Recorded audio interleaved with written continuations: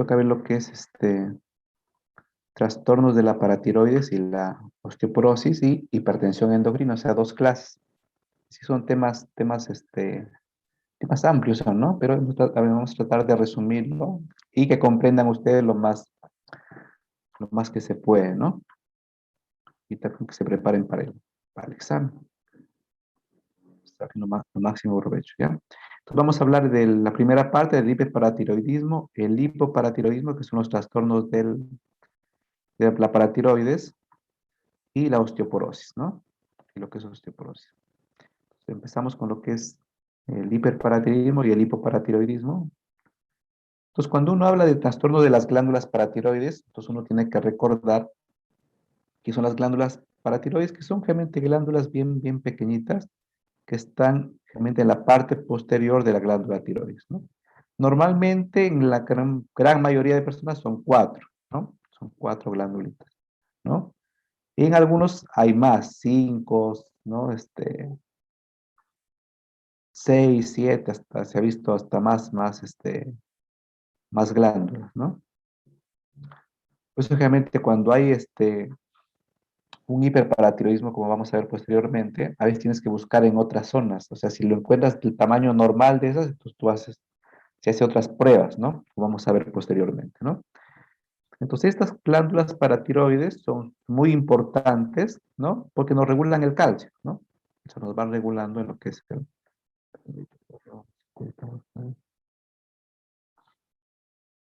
O sea, nos van a regular el calcio. O sea, cuando el calcio baja, ¿qué es lo que pasa? El receptor sensor de calcio activa, ¿no? Se activa y aumenta la secreción de paratormona. Siempre, o sea, el calcio bajo aumenta ¿no? El receptor sensor de calcio, que las paratiroides aumenten la secreción de paratormona. Y obviamente las paratormona ya va a actuar en los receptores, ¿no? Receptor tipo 1 de paratormona a nivel de hueso hace que ¿no? Los osteoblastos se transformen en osteoclastos y obviamente estos aumenta la reabsorción ósea, se aumenta el calcio. A nivel renal también hace, ¿no? La hidroxilación, la 17 hidroxi, la 25 hidroxivitamina B1 a 1,25 hidroxivitamina D3, ¿no? Y con esto nos aumenta la absorción de calcio, ¿no? Lo que vimos, ¿no? Y a nivel intestinal, que esta 25 hidroxivitamina se convierta en la 1,25, que es el calcitriol, ¿no? Y a nivel, obviamente, de receptor de vitamina D a nivel intestinal, nos absorbe la absorción del calcio. O sea, aquí aumenta la absorción del calcio, en el riñón también aumenta la reabsorción, que no se pierda, y acá la reabsorción ósea, ¿no? Entonces, todo esto que nos lleva a un aumento del calcio. Entonces, siempre es más o menos el ciclo que hace el calcio. Pero, ¿qué pasa? Se regula y se aumenta vuelta el calcio, vuelta hace un feedback negativo y disminuye vuelta la secreción de paratormona, ¿no? Pero, ¿qué pasa en las enfermedades como el hiperparatiroidismo? Pues el hiper quiere decir hay una hiperfunción de la paratiroides. Entonces, ¿en qué consiste el hiperparatiroidismo primario? Entonces, es una enfermedad que se caracteriza por la secreción excesiva de hormona paratiroidea. Como ya vimos acá, o sea, aumentaría estas glándulas, puede ser que una glándula, puede ser que las cuatro se hiperplacen y nos aumenta la secreción de paratormona, ¿no? Entonces, al aumentar la secreción de paratormona, ¿qué hace el cuerpo? Aumenta la absorción del hueso, aumenta la reabsorción de calcio y aumenta la absorción de calcio a nivel intestinal y por lo tanto nos va a aumentar el calcio. Pero este calcio no tiene un efecto feedback, o sea, va a seguir alto la paratormona y esto se va a cronificar este aumento del calcio. Entonces, en el hiperparatiroidismo primario hay un aumento, sí, del calcio, ¿no? Entonces aquí vemos, ¿no? Quejamente este aumento de la secreción de paratormona obviamente es superior a las necesidades de calcio que requiere el cuerpo, ¿no? De la calcemia y el remodelado óseo, o sea, es más de lo normal.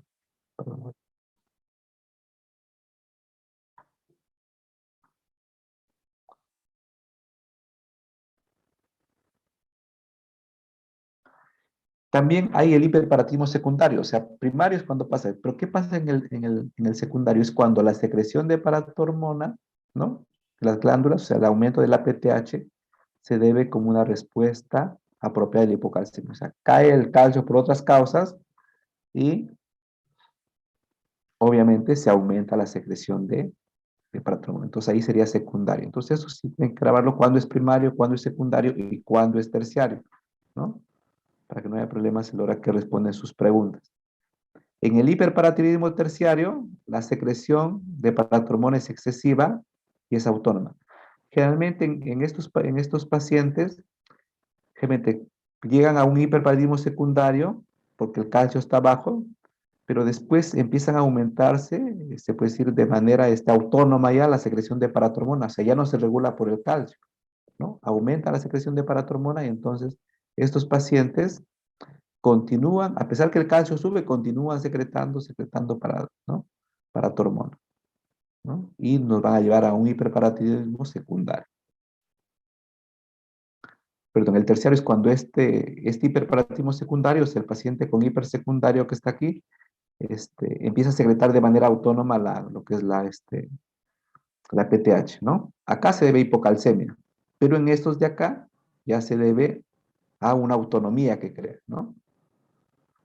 La epidemiología va a variar mucho según las series que se revisen, ¿no? En la incidencia, y más que todo que a veces son asintomáticos. Yo tengo pacientes que han estado años. Recién vi un paciente que a pesar de hacer calcios muy altos, tenía como 10 años ¿no? de hiperparatiroidismo, ¿no? Y la incidencia varía, mira, desde 0,4 hasta 82 casos cada 100.000 personas.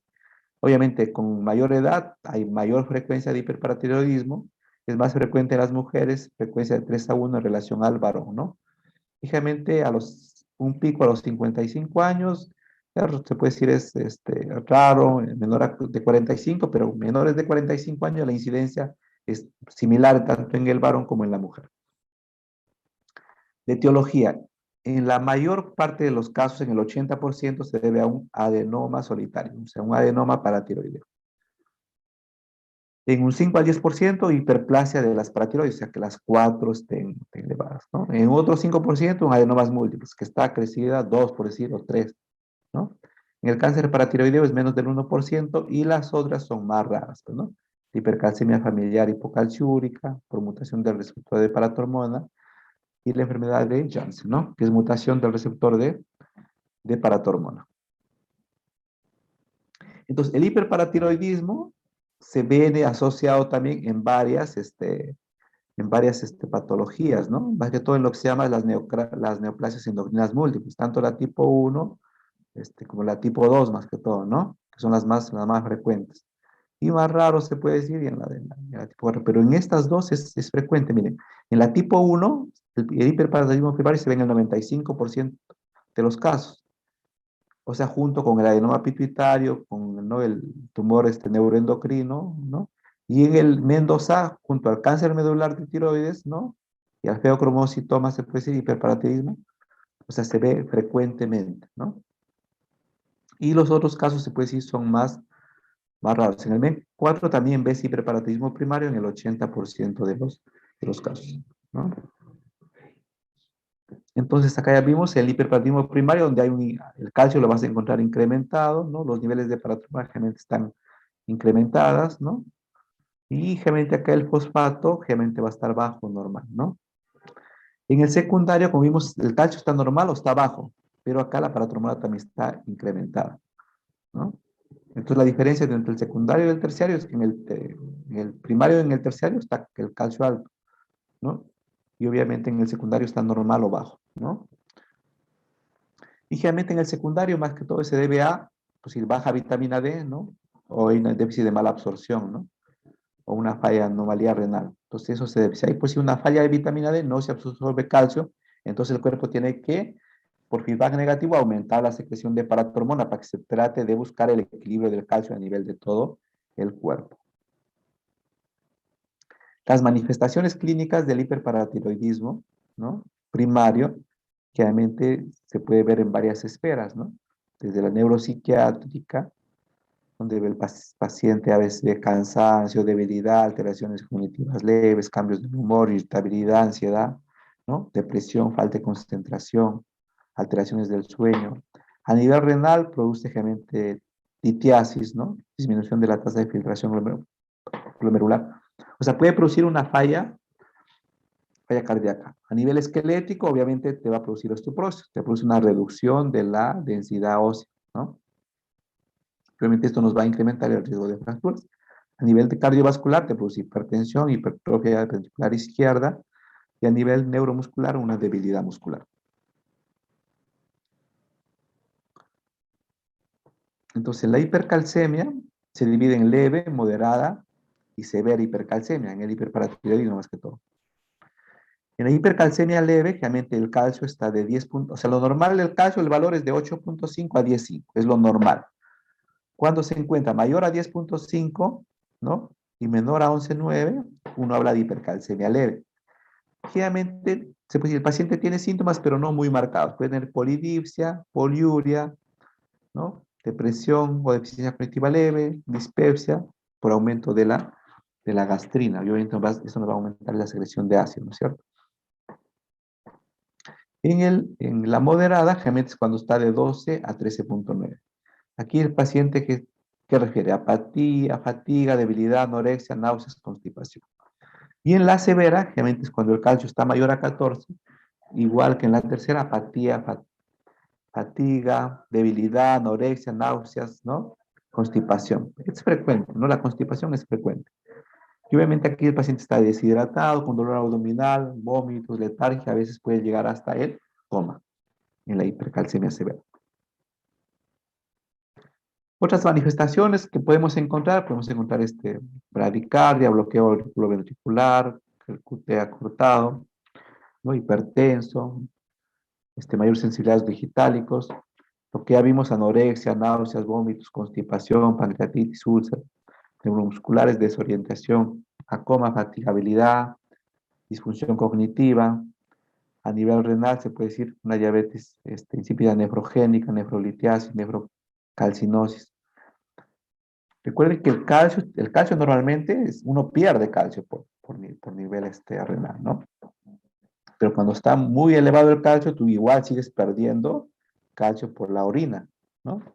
Pero este calcio, o sea, al estar muy alto, se puede decir, te produce litiasis vesicular, ¿no? Y pues, sí puede producir una nefrocalcinosis hasta una insuficiencia renal por hipercalcemia,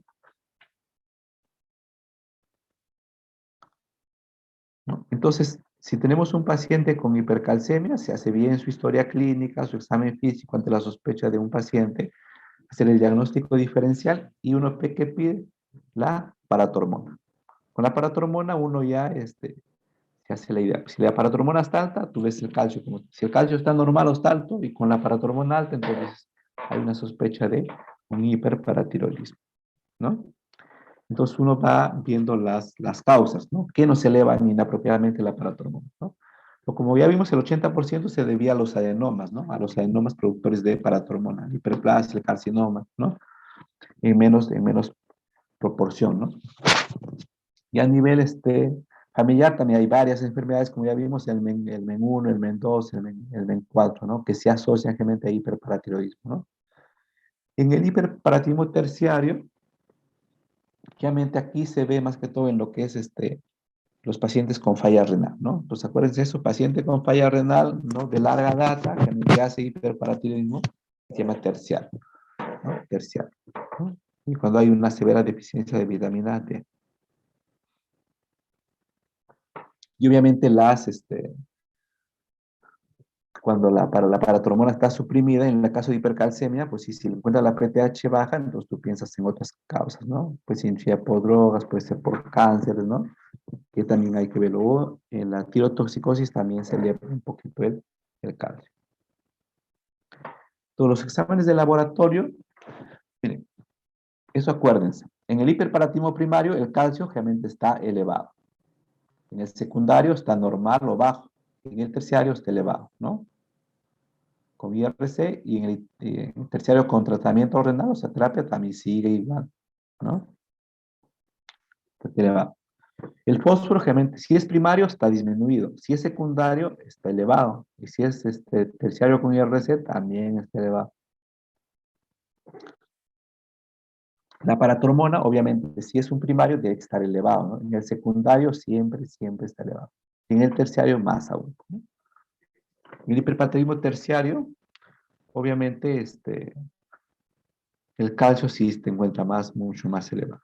La vitamina D, la 21, 1,27 hidroxivitamina D, que es el calcitriol. Entonces acá sí lo encontramos elevado, ¿no? Si es un hiperparatidismo primario, está elevado, ¿no? En el secundario está disminuido generalmente, en el terciario está disminuido y está normal o elevado en el caso de pacientes que están han tenido falla renal, pero pues sí están en diálisis, ¿no? Entonces, obviamente, en la histología ves adenoma en el primero y en los segundos y en el tercero ves hiperplasia.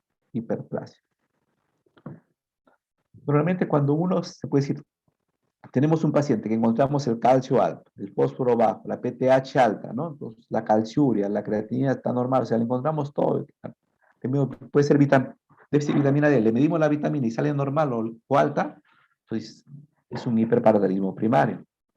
Y si es un hiperparatidismo primario, entonces uno hace las pruebas. ¿Qué pruebas se pide? Se pide precisamente la gammagrafía con tecnesio 99 de lo que se llama el Cestamib, ¿no? Entonces la gammagrafía de Cestamib. Entonces, pues en este ¿no? Se ha inyectado el medio de contraste, que realmente se aplica por vía endovenosa, y vas viendo dónde capta, ¿no? Pues si aquí se ve una parte sólida, se puede decir, más oscurita, más negrita, y entonces ahí sería el adenoma, ¿no? Y cuando hay obviamente dudas, ¿qué se hace? Pues ir una gammagrafía con Cestamib, ¿no? PET scan. Entonces ahí localizas bien, bien, bien, bien, ¿no? Entonces uno hace la localización, porque si miren, aquí está el corazón y miren dónde está la glándula ectópica, ¿no? Está detrás. Eso no lo vamos a explicar nunca. Igual, pues, si en este paciente uno busca atrás, miren dónde está el adenoma, ¿no? Está detrás, delante de la columna, ¿no? O sea, para localizarlo a veces bien, bien difícil. Entonces, el tratamiento de lo que es el hiperparatiroidismo generalmente es quirúrgico. Y el tratamiento siempre, siempre, siempre es quirúrgico, ¿no? O sea, si está asintomático es quirúrgico, ¿no? Si o sea, tiene manifestaciones clínicas, tienes cálculos, hay fracturas, ¿no? O sinusitis fibrosis, tiene enfermedad neuromuscular atípica y tiene hipercalcemia sintomática o potencialmente mortal. Entonces, el tratamiento va a cirugía. Hay otro grupo de pacientes que uno dice, ¿lo mando a cirugía o no lo mando? Entonces, aquí vamos a ver unos criterios para que el hiperparatidismo asintomático, ¿cuándo requiere cirugía? Requiere cirugía, obviamente, si el calcio está subido, ¿no? Si la densitometría ósea está menor de 2.5, o sea, si el paciente está con osteoporosis, se debe hacer los exámenes, se puede decir, ¿no? Entonces se debe dar tratamiento. La creatinina está menor a 60, el calcio está mayor a 400 y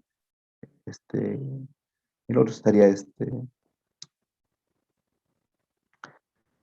cuando pues si el paciente hay dudas de cómo hacer el seguimiento, ¿no? O ves fractura, se hace una fractura vertebral, ese paciente debe recibir tratamiento quirúrgico. Debe recibir tratamiento quirúrgico.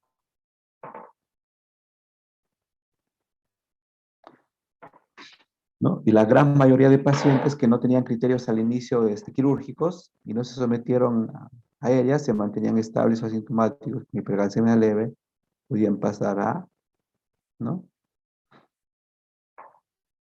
A no requerir cirugía, pues, ¿no? O sea, si tú lo vas haciendo el seguimiento, dependiendo cómo esté el paciente la edad, entonces uno va viendo si requiere cirugía o no requiere cirugía. Entonces, el tratamiento, a veces cuando no se da la cirugía, se puede dar hidroclorotiazida, estrógeno, ralosifeno, ¿no? El alendronato, el calcinet, ¿no? Últimamente, pues, si los pacientes renales dan bastante lo que se llama el calcinet. Obviamente esto disminuye, ¿no? Disminuye el calcio, el ralosifeno también, pero el calcinet es el que más disminuye.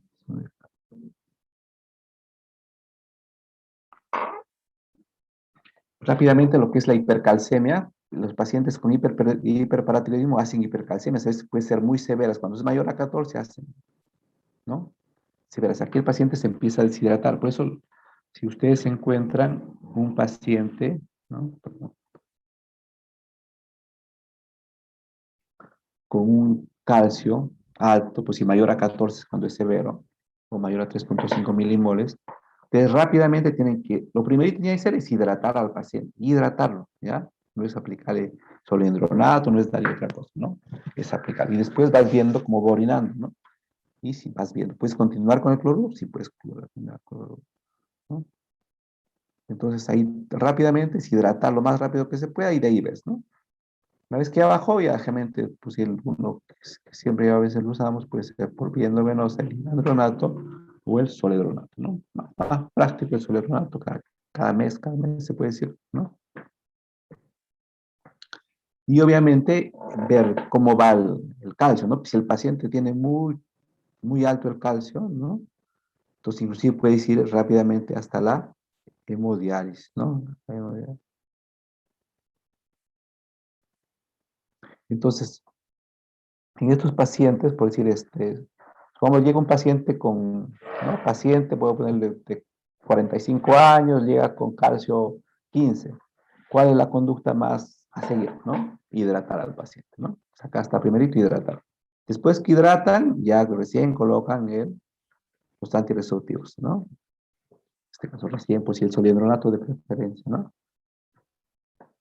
Y obviamente los pacientes que a veces son refractarios, no hay dudas, entonces uno puede ir a la hemodiálisis o dar corticoides, ¿no? Calcitonina. O el denosumab, que también es frecuente. Entonces, el otro tema de esto, no sé si tienen alguna pregunta sobre hiperparatiroidismo. Si no pasamos a lo que es el hipo, es el contrario, ¿no? Aquí el calcio está alto, perdón, en el hiper está el calcio alto, en el hipo el calcio va a estar bajo, ¿no? Pero a pesar de estar el calcio bajo, acá la aparatormona no sube, está baja, ¿no? Al contrario. Entonces, el hipoparatiroidismo es una enfermedad que se caracteriza por ausencia de las concentraciones circulantes de PTH, ¿no? O sea, está baja la PTH que conduce a una hipocalcemia, hiperfosfatemia elevada y la excreción fraccional del calcio en la orina, o sea, TLE, ¿no? Es rara, se considera de las enfermedades huérfanas, ¿no?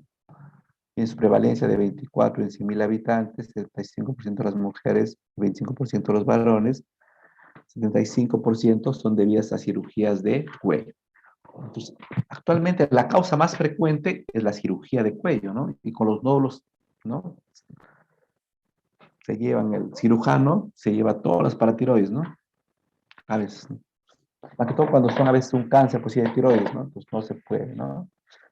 Obviamente eso también va a depender mucho de cómo experiencia del cirujano, ¿no? Pero miren, actualmente es la causa más frecuente, ¿no? 75% de los casos se debe a esto.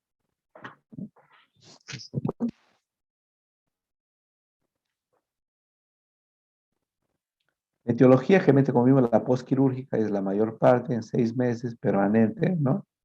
Y en 3 meses. O sea, cuando, pues si te operan de la tiroides, realmente como mueven las paratiroides, a veces, ¿no? Le quitan su paquete vascular, ¿no? Entonces la paratiroides a veces se altera por la secreción de paratormona, ¿no? Entonces, si es menor a 6 meses, uno habla de transitorio y obviamente si es mayor a 6 meses, de transitorio, ¿no? Entonces, menor a 6 meses transitorio, mayor a 6 meses permanente. Hay genéticas, hay causas autoinmunes, ¿no? La infiltración glandular, también las hemocromatosis y la enfermedad de Wilson, ¿no? Entonces, recuerden esto, porque a veces ven pacientes, ¿no? Es frecuente ver pacientes que les han operado la tiroides, ¿no? Y el calcio está bajo 2, 3 meses y después va recuperando. Conforme pasa el tiempo va recuperando. Hay algunos cuando operan para tiroides, ¿no? Y lo identifican pues si se llevaron una paratiroides que estaba pegada en la glándula, lo que sacan y a veces hacen un implante en el esternocleidomastoideo o a veces en el antebrazo también, ¿no? La hipocalcemia, como ya vimos, es cuando el calcio es menor a 0,8 miligramos sobre decilitro, ¿no? Y es importante también cómo corregir el calcio, cuando está alto, cuando está bajo, es el calcio medido más 0,8 por 4 menos.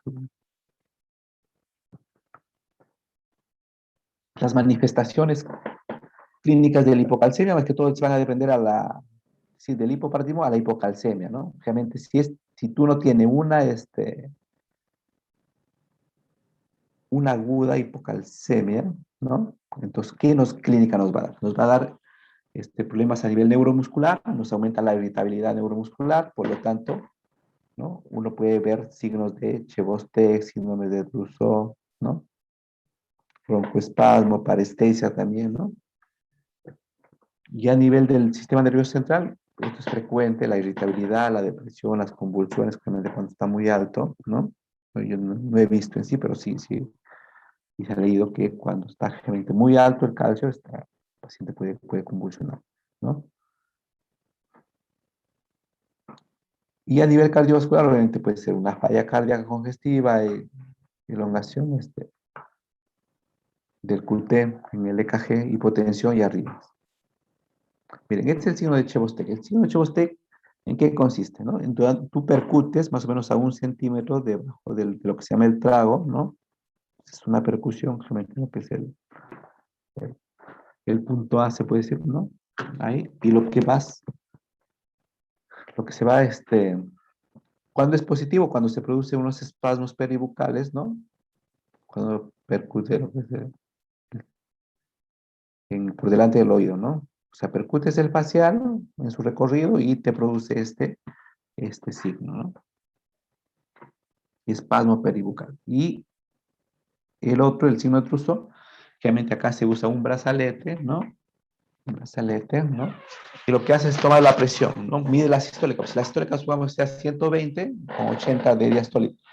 Entonces, lo que uno hace, por sobre esos 120 aumentas 20. O sea, aumentaríamos a cuánto? A 140. Una vez que esté en 140, ¿no?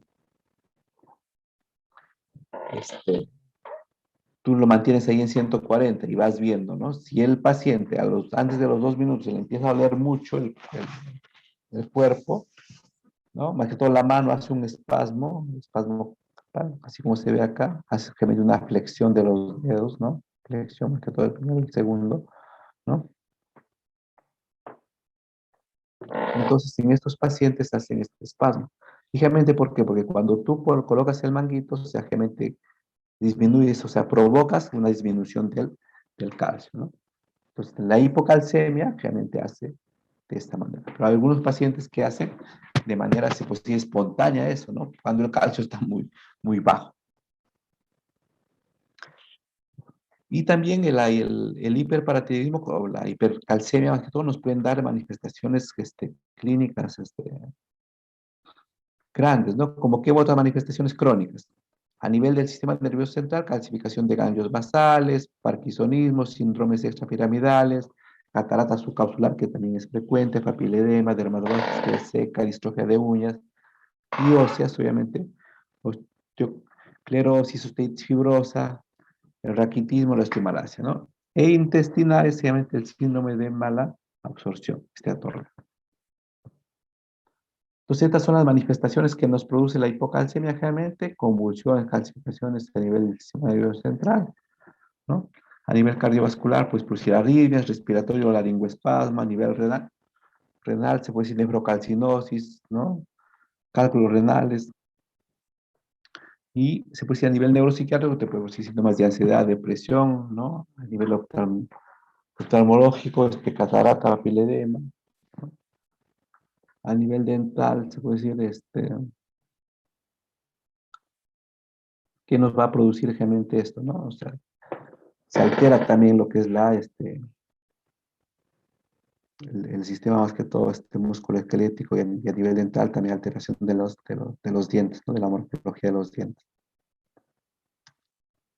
Entonces recuerden, cuando uno hace un estudio de hipocalcemia, uno tiene que ver si se debe a un hipoparatiroidismo o se debe aquí a una deficiencia de vitamina D o una falla renal o una hipomagnesemia. Entonces este cuadrito también lo aprende, ¿ya? Lo aprende, ¿no? Que sepa interpretarlo. Si es un hipoparatiroidismo, el calcio que va a estar bajo, ¿no?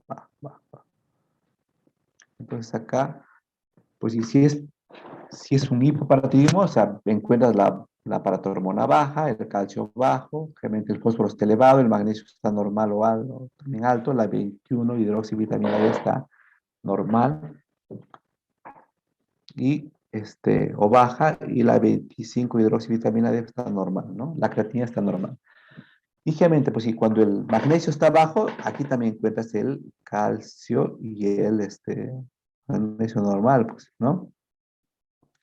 cuando el magnesio. O sea, la paratormona está baja, el calcio está bajo, el fósforo está normal, el magnesio obviamente tiene que estar disminuido y la hormona, vitamina D, o la vitamina D, que actualmente ya se considera casi como una hormona, porque tiene varios receptores, se puede decir, actúa en varios sitios, y la creatinina está normal. Pero pues en un paciente que tiene deficiencia de vitamina D, o sea, aquí el paratormona va a estar alto, el calcio va a estar bajo, normal, pero obviamente si ya le das tratamiento se va a normalizar, ¿no?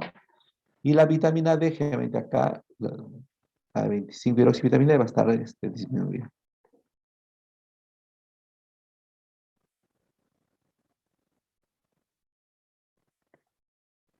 A ver, este, entonces ya tenemos un paciente que tenemos, le hemos hecho el examen físico, encontramos por decir signos a veces ya de Trousseau, este, o a veces el paciente está con tetania permanente, ¿no? Entonces uno lo que hace es mide el calcio. Si el calcio está disminuido, ¿qué vamos a hacer? Vamos a medir la paratormona, ¿no? Obviamente acá tiene que estar la paratormona, tiene que estar, obviamente, si es un hipoparatiroidismo, tiene que estar disminuido, ¿no? Si está disminuido, uno ve el magnesio. Si el magnesio está disminuido, uno dice, pues, se debe a una baja de magnesio. Si está normal, obviamente, o el magnesio está alto, entonces uno dice, tiene un hipoparatiroidismo, un hipoparatiroidismo, ¿no?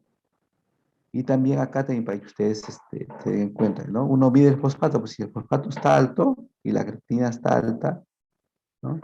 Entonces ahí que uno qué va a pensar, ¿no? Uno piensa en una falla renal o un pseudo hipoparatrismo, ¿no?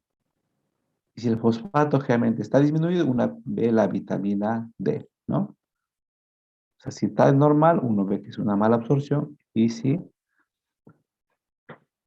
está normal, tú mides la 25 hidroxivitamina D.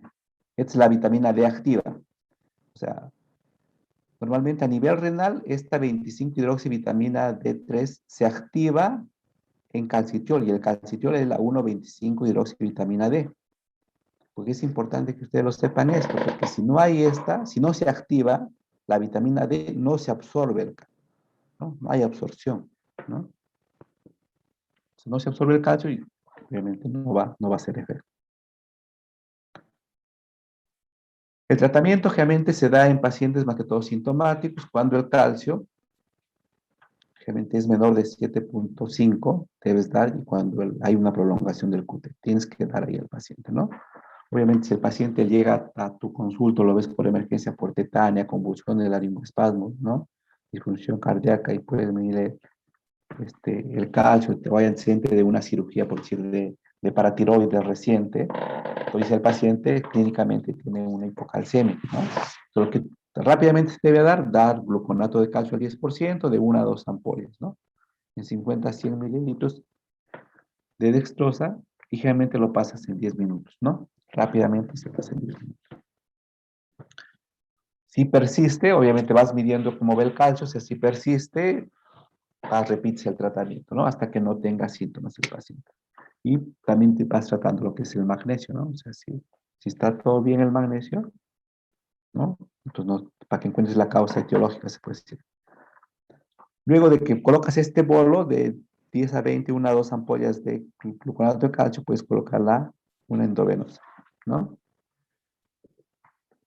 O sea, rápidamente lo que haces, colocas una infusión endovenosa, ¿no? De gluconato de calcio, ¿no?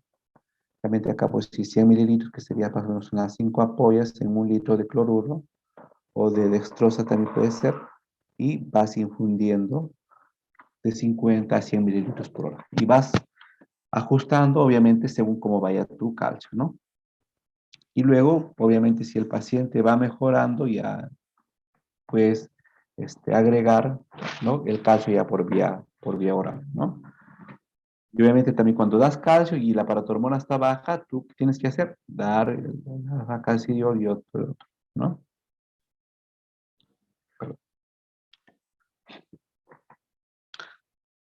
Acá es muy importante cuando hay un déficit de vitamina D más que todo, tiene que dar calcitriol. O cuando no hay paratormona, dar calcitriol, ¿no? Si el paciente lo operaron, si el paciente tuvo una cirugía por un cáncer de tiroides y el calcio está bajo, Entonces el paciente va a necesitar calcio y triol.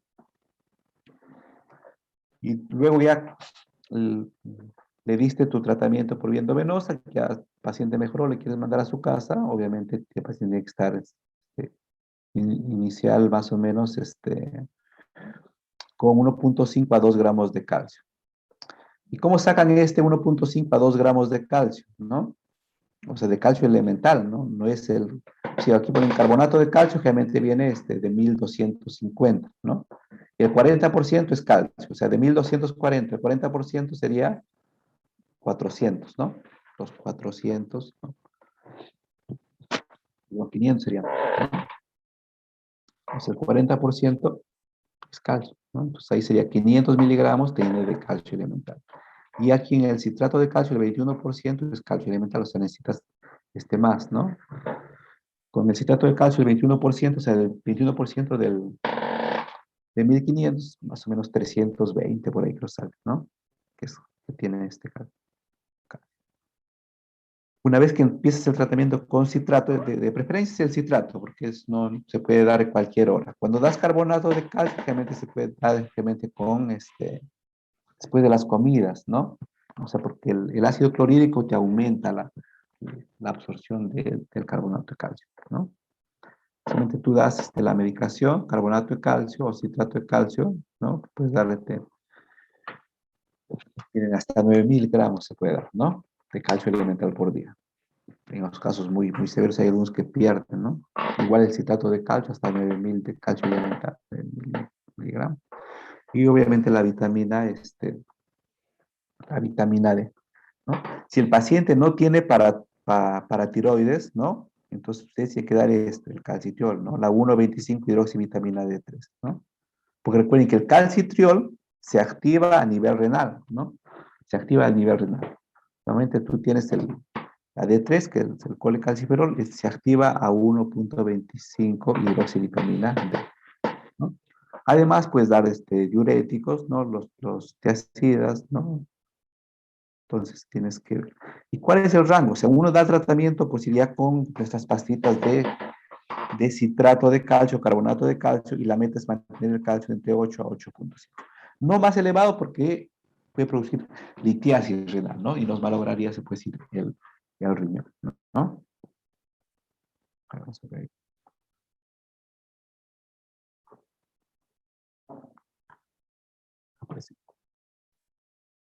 Entonces, en el hipoparatiroidismo hay nuevas terapias, pero no, pues si la PTH, ¿no? O sea, la PTH que no se produce, normalmente te puedes aplicar, ¿no? Pero el problema es aplicarse todos los días, ¿no? Eso, obviamente es un beneficio para mantener el calcio sérico en valores normales, más que todo en pacientes que son refractarios al calcio más vitamina D, ¿no? El teleparatide también es más, tiene una vida corta, ¿no? Y la aplicación de 12 a 12 horas en bomba de difusión y el otro, también, que es también la paratormona, ¿no? El NAPAR, ¿no? Te aumenta los niveles de calcio en un pico de 6 a 8 horas, ¿no? Y obviamente no hay. O sea, cuando tú aplicas realmente el NAPARA, el teriparatide, ¿no? Aumenta los niveles de calcio, ¿no? Más que todo, teriparatide también se está usando en lo que es el tratamiento de la osteoporosis, como vamos a ver posteriormente, ¿no? Entonces, en su siguiente tema, aquí rápidamente vamos a ver lo que es osteoporosis, ¿no? Entonces, una enfermedad esquelética, generalizada, crónica, progresiva. Así que, ¿cuál es la característica? Es reducción de la masa ósea, ¿no? O sea, se deteriora la microarquitectura del hueso, ¿no? Y obviamente esto nos disminuye la resistencia ósea y nos incrementa el riesgo de fracturas. La epidemiología obviamente es muy, muy variable, ¿no? Hay que dicen que más de 200 millones de personas en todo el mundo padecen esta enfermedad, ¿no? Y pues una de cada 3 mujeres y uno de cada 5 hombres mayores de 50 años tendrá una fractura osteoporótica. En sí, entonces, la clasificación de la osteoporosis se clasifica en la tipo 1, generalmente es posmenopáusica y es clásico en las mujeres. La, la osteoporosis generalmente tipo 2 o senil, ¿no? La osteoporosis idiopática o juvenil y la tipo 3 o la osteoporosis secundaria. Entonces, según su etiología, la osteoporosis, lo que ya vimos, ¿no? Las primarias, generalmente tenemos la posmenopáusica, que es la tipo 1, y la senil, que es la tipo 2, ¿no? Y obviamente hay causas de osteoporosis secundarias, ¿no? Sin el hiperparatiroidismo, en el, ¿no? En el hipertiroidismo, el hipercortisolismo, el hipogonadismo, ¿no? O sea, afectan la remodelación, la arquitectura del hueso y obviamente nos pueden producir osteoporosis. Y obviamente las enfermedades, pues, ¿no? Pues, la osteogénesis imperfecta, la homocistinuria que se verían, los producen germen de osteoporosis, ¿no? Y los glucocorticoides es clásico, ¿no? Porque es mucho abusan las personas, ¿no? Y es más, hay sitios donde le dan al paciente, ¿no? Su dexametasona dice para todo su mes, para su dolor de rodillas, para su dolor de lo que sea, ¿no? Que no se debe dar, pero se dan, ¿no? Vengo por mi medicina, ¿y qué toma? Diclofenaco con dexametasona, ¿no? Que no se debe dar, porque a la larga te lleva a osteoporosis, ¿no? Lleva a osteoporosis, ¿no? Entonces, aquí, para diferenciar la tipo 1 de la tipo 2, generalmente la denominación es posmenopáusica y aquí la senil. Aquí estamos en el rango normal, se puede decir, ¿no? La proporción varón-mujer es 6.1.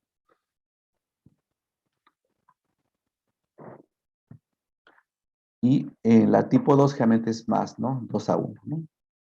El tipo de pérdida aquí generalmente es trabecular y aquí es trabecular y distal. El rápido, el ritmo de pérdida de peso generalmente es rápida y en el tipo 2 es más lento, ¿no? Obviamente acá las fracturas generalmente en el tipo 1 son vertebrales y de radio distal y en la tipo 2 generalmente es vertebral o cadera. Entonces recuerden que el hueso tiene su función mecánica, ¿no? Y de locomoción, también protege, ¿no? Nos protege, si con el tórax protege el corazón, el pulmón, a nivel cerebral, gran protección del cerebro, pues, ¿no? Y obviamente la médula ósea. Y a nivel metabólico, principal, este, es herborio, obviamente iones de calcio, fósforo, magnesio, sodio, que se movilizan según cómo vaya él, obviamente el paciente, se puede decir, ¿no? O sea, cómo va la homeostasis, el cuerpo hace un recambio, se puede decir, o trata de buscar la homeostasis, de compensarlo, ¿no? Entonces recuerden cómo es en sí el hueso, ¿no? Tienes el hueso compacto, ¿se acuerdan? Y el hueso esponjoso generalmente está más allá, ¿no? Entonces el hueso compacto proporciona la rigidez y el hueso trabecular o esponjoso proporciona la fuerza y la elasticidad. Las funciones principales, como ya vimos, de la remodelación, perdón.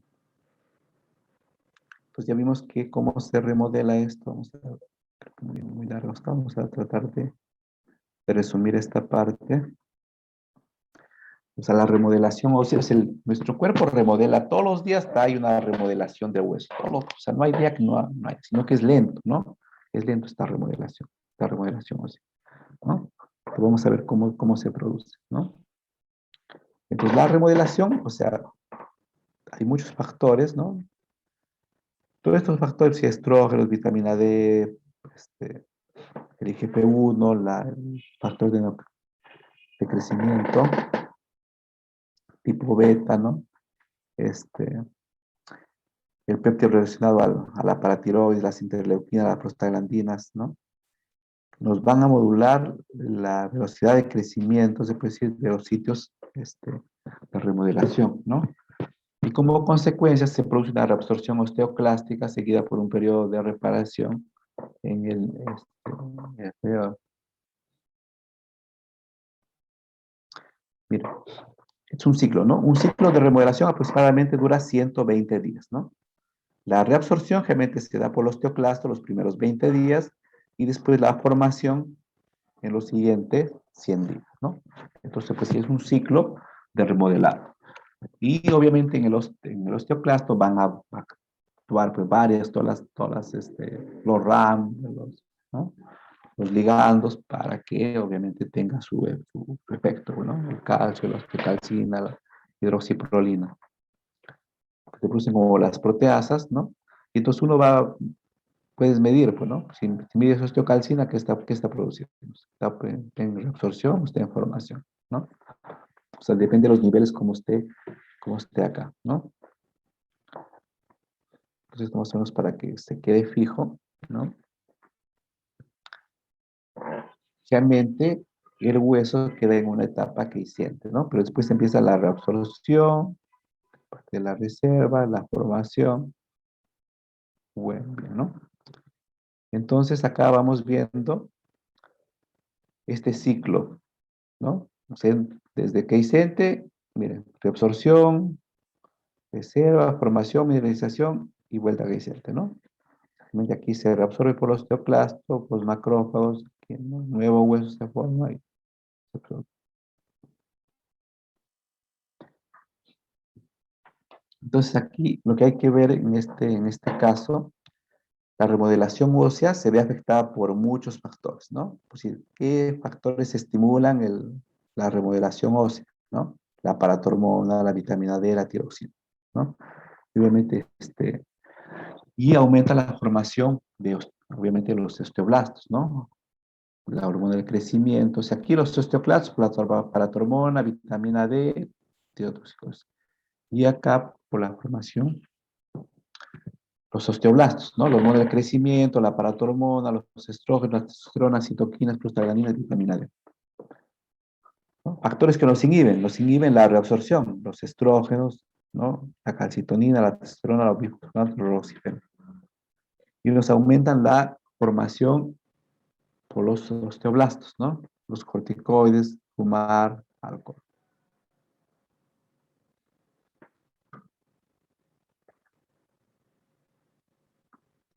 A ver, miren, cuando le llega un paciente, ¿no? Cuando llega un paciente a consulta, hay factores de riesgo, ¿no? A veces uno no ve que si tiene osteoporosis, porque a veces es difícil hacer el diagnóstico de osteoporosis si no se hace la densitometría. Entonces, pero podemos tener que si un paciente tiene riesgo de fractura, y obviamente ya tiene osteoporosis, ¿no? Y el riesgo alto si encuentras cualquiera de estos dos mayor o igual a 2, ¿no? Si es mayor a 65 años, si tiene bajo peso, el índice de masa corporal menor a 20 ya es, ¿no? Obviamente, si ha tenido ya obviamente un antecedente de fractura por fragilidad, también ya alto riesgo de otra fractura, ¿no? Antecedente de fractura de fémur materno, también. Glucocorticoides mayor a 5 miligramos o prednisona o su equivalente por mayor a 3 meses, también, ¿no? ¿Y cuándo está el riesgo moderado? Realmente relativo cuando está entre 1 y 2, se puede decir, ¿no? O sea, no tienes más de 2, o sea, te encuentras uno, ¿no? Pues paciente fuma, ¿no? Consumo mayor de 3 unidades diarias de alcohol, ¿no? Va a tener una menopausia precoz, ¿no? La enfermedad, obviamente, se puede reducir la densidad ósea, ¿no? Pues si el paciente tiene artritis reumatoide, te va a bajar la densidad. Tiene una artropatía inflamatoria, te va a bajar.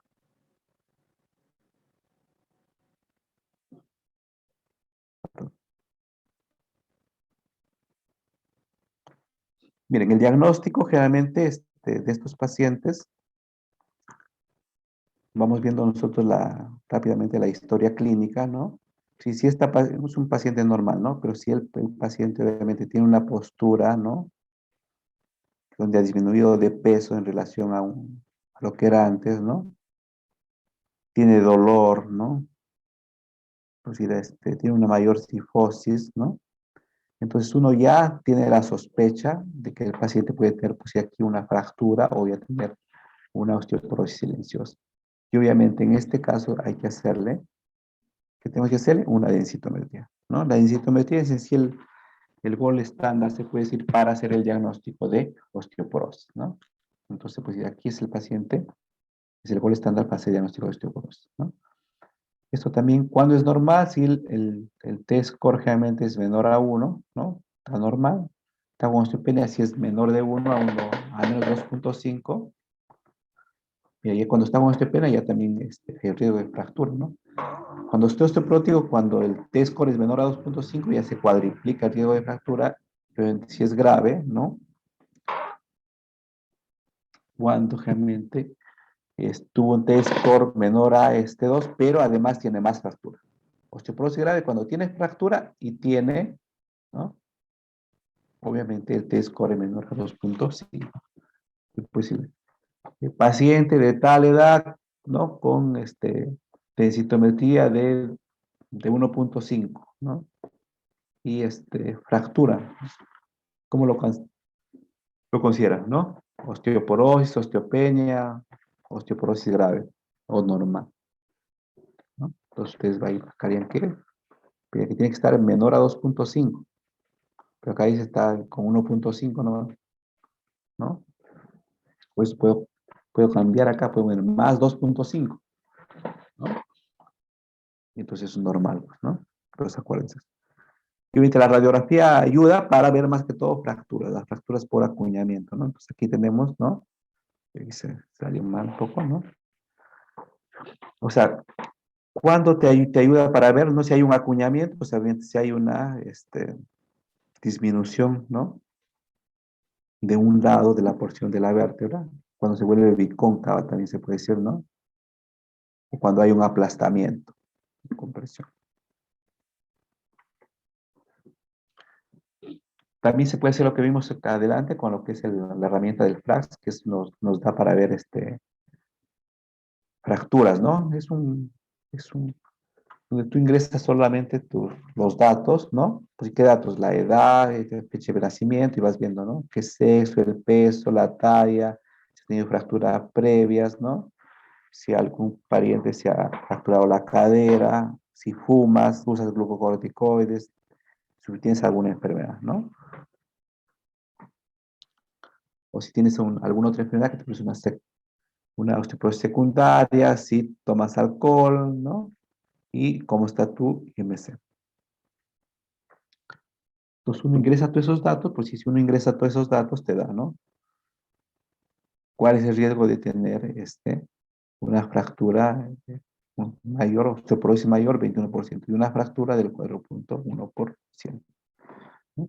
Ustedes pueden calcular también ahí de sus familiares, porque acá está el like, lo voy a compartir más tarde con su delegado, que hacen clic aquí y les sale ¿no? Y llenan todo lo que les piden. Entonces ahí el riesgo de fractura es bajo, ¿no? Si está menor a 10, ¿no? El riesgo moderado si es de 10 a 20 y obviamente el riesgo de fractura elevado si es mayor a 20, ¿no?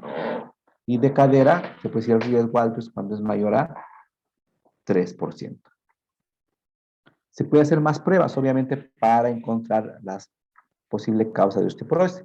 Pues si a ustedes les encontramos osteoporosis, son muy jóvenes para no estar en la edad de haber tenido una osteoporosis. Entonces uno empieza a pensar qué enfermedad puede tener. O sea, más frecuente el hiperparatismo, ¿no? De repente la TSH, ¿no?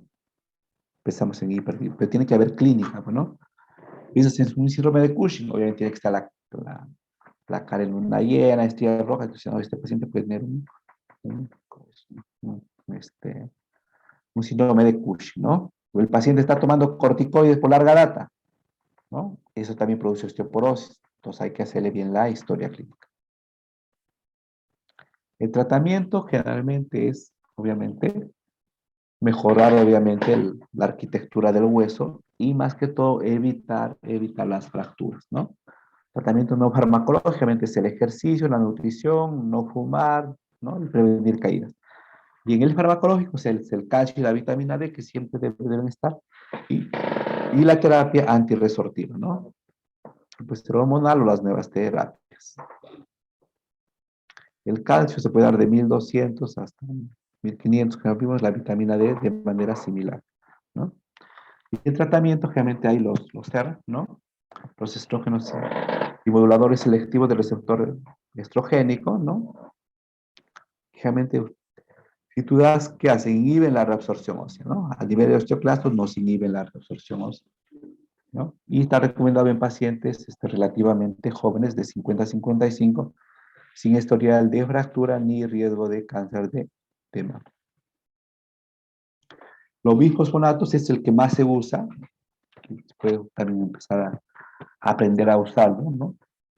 Inhibe el remodelado óseo, ¿no? Realmente el bifosfonato realmente se une, se puede decir, a las moléculas y bloquea lo que es la acción del osteoclasto, ¿no? O sea, inhibe de manera directa el efecto del osteoclasto. Se fija el osteoclasto y no lo deja. Si hay algún libre, se puede decir, el maíz está activo y lo mantiene de manera normal, se puede decir, ¿no? Y esto es lo que ya vimos, ¿no? El teriparatide, ¿no? Es una forma recombinante de la paratormona, se puede usar como 20 microgramos al día vía subcutánea. Hay algunos que lo están usando ya esto, ¿no? Lo están usando para el tratamiento de la osteoporosis, ¿no? Es un buen medicamento, ¿no? Muchos usan, es la paratormona, o sea, te hace ganar densidad ósea, ¿no? El problema es que tienes que aplicarte todos los días, subcutáneo, ¿no? Pues sí, pues eso pastilla mucho un poquito a los pacientes, ¿no? Y se puede producir una cefalea, náuseas, mareo, hipotensión, ¿no? Hipotensión torácica, conforme está el hiperparatiroidismo, ¿no? Y obviamente la hipercalcemia, el riesgo de osteosarcoma, siempre se puede citar dentro de los diagnósticos diferenciales cuando se usa este medicamento. El denosumab también es frecuente, ya se está usando cada vez. El problema es saber su precio, ¿no? Y se aplica cada 6 meses, ¿no? El denosumab, ¿no? Cada 6 meses. Mira, los fármacos para la osteoporosis, ¿no? Pues hay estudios muy buenos con alendronato, ¿no? 70 miligramos semanal. Una dosis también de los vía oral es el ivandronato, porque das 150 una vez al mes, ¿no? Ivandronato, 150 al mes. Y dentro de los otros tenemos los que das anual, ¿no? Obviamente el ácido soledrónico. ¿Eh? También el denosumab, ¿no? Actualmente uno usa, en el ministerio se puede decir, nos dan alendronato, el denosumab, aunque hay sitios donde ya tienen el ácido soledrónico, ¿no? El ácido soledrónico, que ayuda también en lo que es el tratamiento, ¿no? Y el denosumab también ayuda. Entonces muchos empiezan por aquí, ¿no? 2 años de teriparatide, pues en México así tenía una, ¿no? Hace 3 años de denosumab y los otros 5 años este, ¿no? O sea, la ventaja de dar ese tratamiento, pues con el ácido soledrónico, es que tú das al año, ¿no? Das al año el tratamiento. Y el denosumab das cada 6 meses, ¿no? Entonces, puedes ir el tratamiento, pues sí, con ácido soledrónico das una sola visita al año, ¿no? Y de las pastillas, la que más a veces lo tolera también los pacientes es el ácido hivadrónico, que das una vez al mes, ¿no? Una vez al mes. Hay varios, sí, bueno, hay varias marcas, ¿no? Algunos hacen sus propagandas. Entonces, rápidamente, el manejo de la osteoporosis en los pacientes, ¿no? Uno ve la densidad ósea, ¿no? Y ve cómo está. Es frágil, la edad de 65 años y varones con riesgo, ¿no? Si hace la densidad ósea, ves el T-score. Si este T-score es menos de 2.5, entonces dices, tiene osteoporosis, ¿no? O sea, es primaria o es secundaria. Y obviamente ves pues, cuál es la causa. Si es secundaria, obviamente tienes que tratar de tratarlo, ¿no? Tratar, ¿no? Y das tu calcio, tu vitamina D, ejercicio y los antirresortivos, ¿no? Y de preferencia los antirresortivos, ¿no? ¿Cuál daría? Para ti se puede decir, va bien, ¿no? De ahí el siguiente es el denosumab y después ya va los, los fijadores, pues se puede decir, ¿no? Los más conocidos acá, ¿no? El ivandronato, el ácido soledrónico. Pues acá estamos terminando esta parte, no sé si tienen alguna pregunta. Vamos a hacer rápidamente la segunda parte, que es hipertensión endocrina.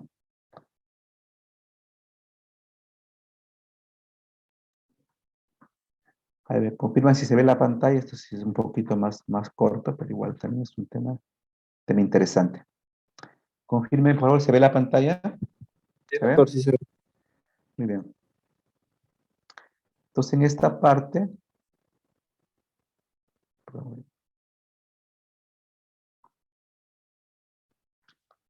en esta segunda parte vamos a ver lo que es la hipertensión endocrina, ¿no?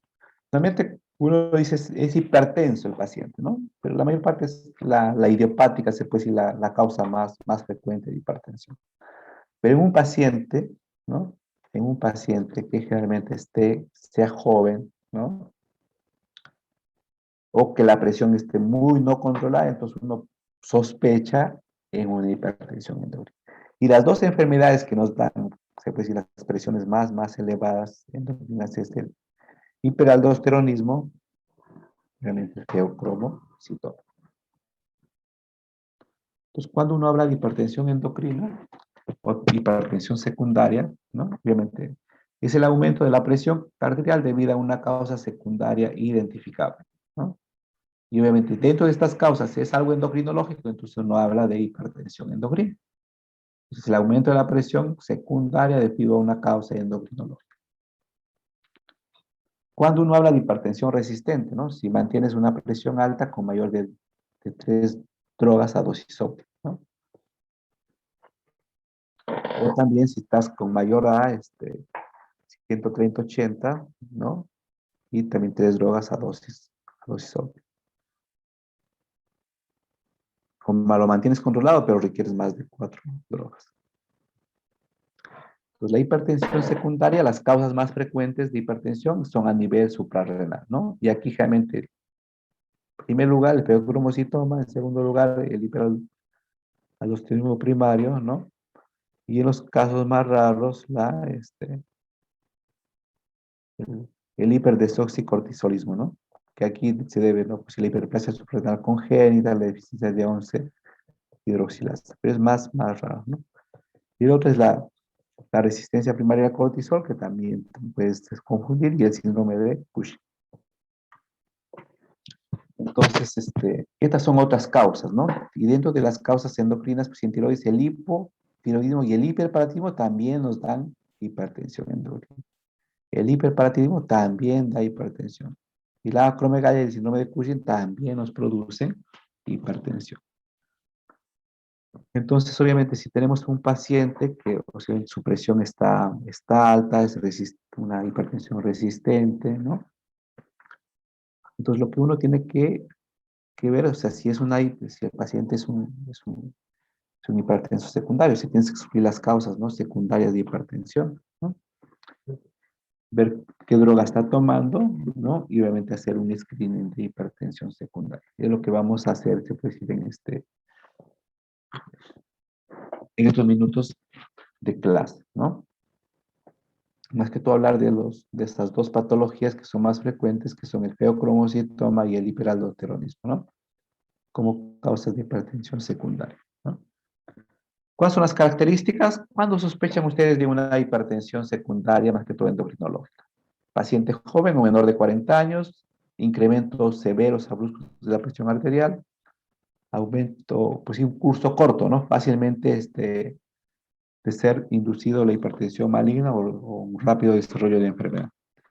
Y nos da a veces serias complicaciones, no acorde con la duración, ¿no? A veces ya tiene una retinopatía hipertensiva y no tiene ni un año de a veces de hipertenso el paciente, ¿no? O también si hay otras complicaciones, ¿no? Y una alta proporción de hipertensión refractaria y también agregación familiar, ¿no? Entonces aquí vamos a ver el hiperaldosteronismo primario y el feocromocitoma. Son las dos patologías y con eso estaríamos más o menos viendo todo lo que es el tema de hipertensión endocrina. Lo que es el hiperaldosteronismo, obviamente, es un grupo de trastornos en el que nos produce un aumento en la producción de aldosterona, ¿no?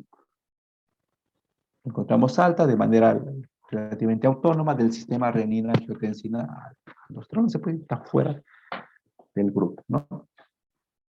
Y obviamente la causa más primaria, obviamente, es el hiperaldosteronismo primario, donde encuentras aldosterona alta y renina baja, ¿no? Entonces, ¿qué causa nos produce el hiperaldosteronismo primario? La adenoma productor de aldosterona o el síndrome de Cohn, que es el más frecuente, más característico, ¿no? Entonces, tengan en cuenta eso, ¿no? En el secundario, generalmente encuentras la aldosterona alta y la renina alta, ¿no? Realmente aquí ves una hipertensión maligna, hiperreninémica, edema, síndrome de Bartter y la nefropatía de Sap. Y en otros hiperaldosteronismos tenemos el síndrome de Liddle, ¿no?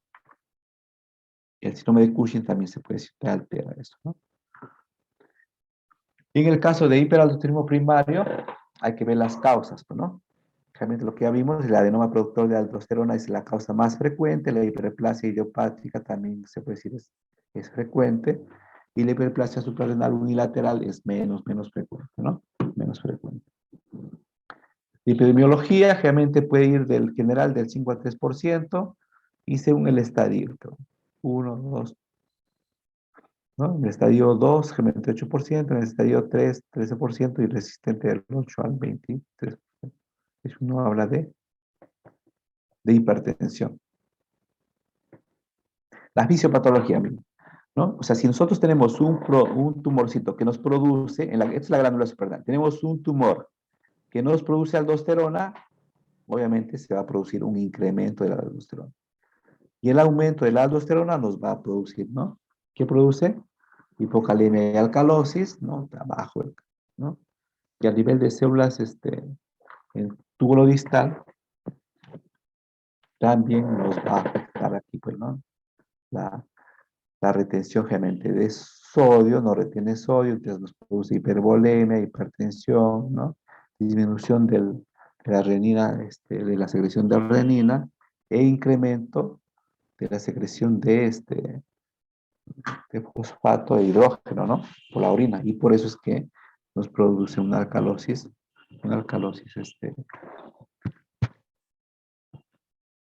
en estos pacientes, ¿no? Entonces uno encuentra alcalosis, una alcalosis metabólica.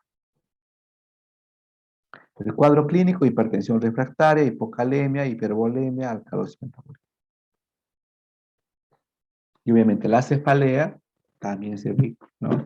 Con la retinopatía, que también, una retinopatía, si tiene el paciente, ya nos habla de una diabetes de larga data, ¿no? Además, ¿qué podemos encontrar en otros pacientes? Calambres, parestesias, diabetes insípida, diabetes nefrogénica, arritmia, ¿no? Intolerancia a la glucosa. Pues tenemos que ver ahí cómo se da el tratamiento, ¿no? Entonces, si tenemos a un paciente con sospecha de hiperaldosteronismo, ¿no? Tiene hipertensión, tiene hipocalemia. Cuando tengan hipertensión y tengan hipocalemia, siempre sospechen un hiperaldosteronismo primario. Siempre, siempre, ¿no? Siempre, ¿no? Entonces, si está ahí, obviamente le hacen los análisis, ¿no? ¿Qué le piden? Obviamente la concentración de aldosterona plasmática, la actividad renina plasmática, ¿no?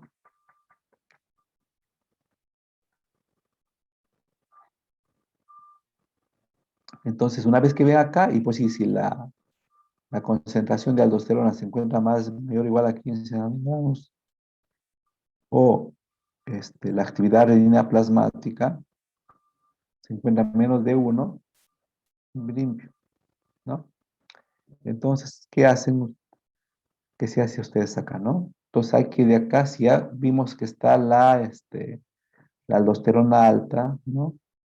Y la actividad renina plasmática también alta, o sea, tenemos los dos altos, se puede decir, perdón, la actividad renina plasmática está baja y la aldosterona alta, entonces que uno sospecha en un hiperaldosteronismo, ¿no? Y si el ratio, ¿no? de la aldosterona contra la actividad de renina está mayor a 20, lo más probable es que el paciente sí tenga ya un hiperaldosteronismo primario, ¿no? Entonces, hipertensión, hipocalemia, ves lo que es la aldosterona, ves la renina, ¿no? Si están obviamente disminuidos ambos, no se debe a eso. Puede ser síndrome de Cushing, una hiperplasia suprarrenal congénita, ¿no? Si está aumentado, se puede decir la aldosterona y disminuida la renina, y es mayor a 20, entonces tú ya tienes una sospecha, ¿no? Pues,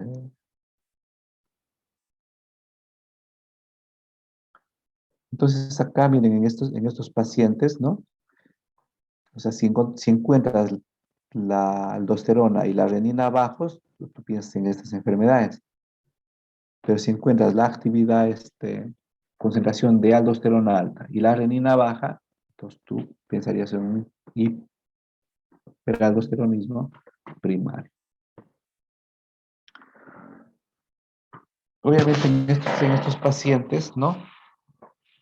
Realmente que uno empieza a hacerle sus pruebas, porque a veces el paciente tiene presiones muy elevadas, entonces yo, ¿qué hago, no? O sea, ¿cómo le mido? Porque hay medicamentos que me alteran la coagulación, los beta bloqueadores, ¿no? Afectan la renina, afectan la aldosterona,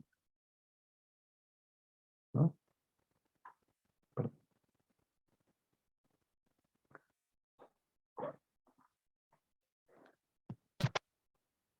Igual pues si los YECA, pues, ¿no? Los YECA que nos aumentan el efecto de la renina, nos disminuyen el efecto de la aldosterona, nos disminuyen el efecto arrítmico, ¿no?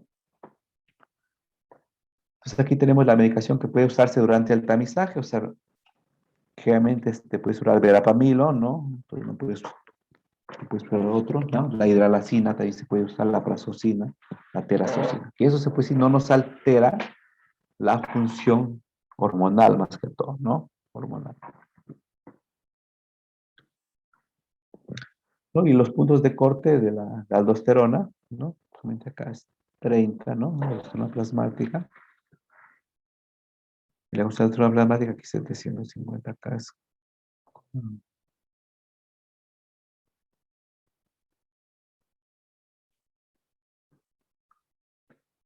chicos, entonces en este cuadrito vemos la actividad renina plasmática y vemos la concentración de renina directa, ¿no? Con sus puntos se puede decir, de corte, ¿no? Bien, tomar. Y si se encuentras más elevado de lo normal, se puede decir, ¿no? Es el punto de corte más, se puede decir, más comúnmente optado, ¿no? Pues si tú mides la actividad renina en nanogramos por litro por hora, es mayor a 750, se puede decir, nanogramos por mililitro por hora, dice, sí, está elevado, ¿no? Y eso nos estaría indicando que el paciente tiene una secreción elevada de aldosterona, ¿no? Y ahí obviamente vas a confirmarlo. El que más se usa generalmente es la carga oral con cloruro, ¿no? Cloruro de sodio, generalmente.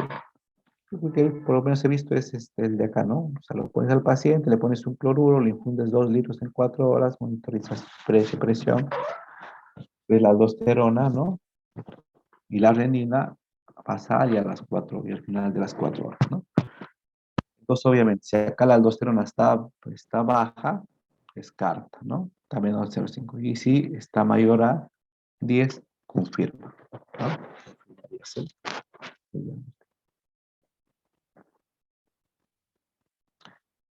Entonces, bueno, esto ya lo hemos visto, ¿no? Siempre cuando tengan un paciente con hipertensión e hipopotasemia, ustedes piensen en un hiperaldosteronismo. Siempre ahí tienen que pensar en eso, ¿no? Siempre que tengan eso, piensen en eso, ¿no? O sea, mides la aldosterona, la actividad renina, y si te salen alteradas, ya sospecha, ¿no? Luego lo hace la prueba confirmatoria generalmente con cloruro, ¿no? 2 litros, ¿no? Y mides la aldosterona y, obviamente, si esta aldosterona, como vimos acá, es mayor es menor de 5, descarta, y si es mayor a 10, confirmaría, ¿no? Confirmaría el diagnóstico, ¿no? Obviamente, una vez que confirmas el diagnóstico, obviamente, y el hiperaldosteronismo, ¿dónde se ubica la glándula suprarrenal? En el abdomen, ¿no? ¿Qué vas a pedir? Una tomografía o una resonancia en el de abdomen, obviamente con foco en glándula suprarrenal, ¿no? Y con eso llegarías al diagnóstico, obviamente, definitivo. El tratamiento generalmente son como los agonistas de los receptores de mineralocorticoides, pero principalmente es el quirúrgico, o sea, tú sacas al tumor y se cura la enfermedad, ¿no? Obviamente, después de sacar el tumor, muchos pacientes van dejando los antihipertensivos, a veces usaban 4, ¿no? Se quedan a veces con uno, o a veces inclusive algunos con ninguno, ¿no?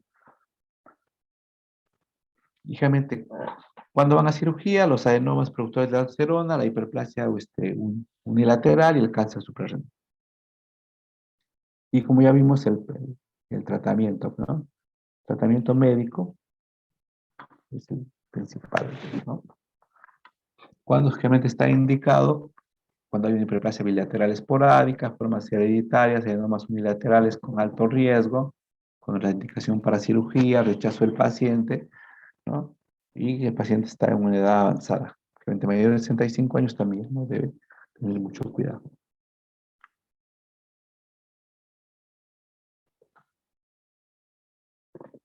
Entonces, rápidamente, en el hiperaldosteronismo, más que todas las espironolactona o la eplerenona, ¿no? Y miren, su tiempo de vida, miren, la espironolactona de 24 a 58 horas, la eplerenona de 3 a 6 horas, ¿no? Y pues ya aumenta con las comidas grasas, no se afecta la eplerenona, y de repente en esto, ¿no? Es- ¿Cuándo están contraindicados en la cirrosis, ¿no? La cirrosis hepática severa no se ve, ¿no? En una hipopotasemia severa tampoco se ve. Entonces, para terminar, se puede decir, vamos a ver rápidamente lo que es el feocromocitoma. No sé si tienen alguna pregunta. El feocromocitoma, se puede decir, es otro tumor de la glándula suprarrenal, ¿no? Tumor benigno, aunque a veces puede haber los feocromocitomas malignos, ¿no? Entonces, es una neoplasia neuroendocrina. Recuerden que la parte de la médula de la glándula suprarrenal deriva de dónde? Del ectodermis, ¿no? Entonces, ¿qué pasa con estas neoplasias, ¿no?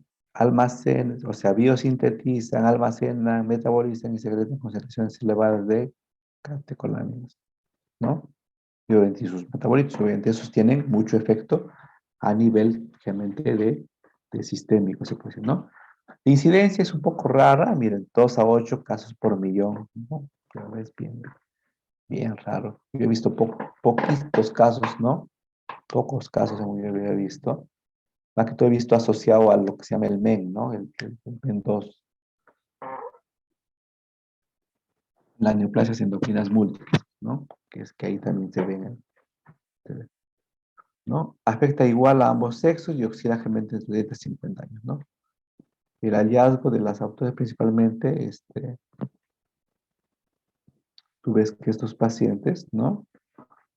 Tuvieron, pues, ¿no? Se llama en el 1% de los pacientes que tienen un ACV, un síndrome coronario agudo, 0,1, perdón, tenían feocromocitoma. De hecho, ese es como un desencadenante para eso, ¿no?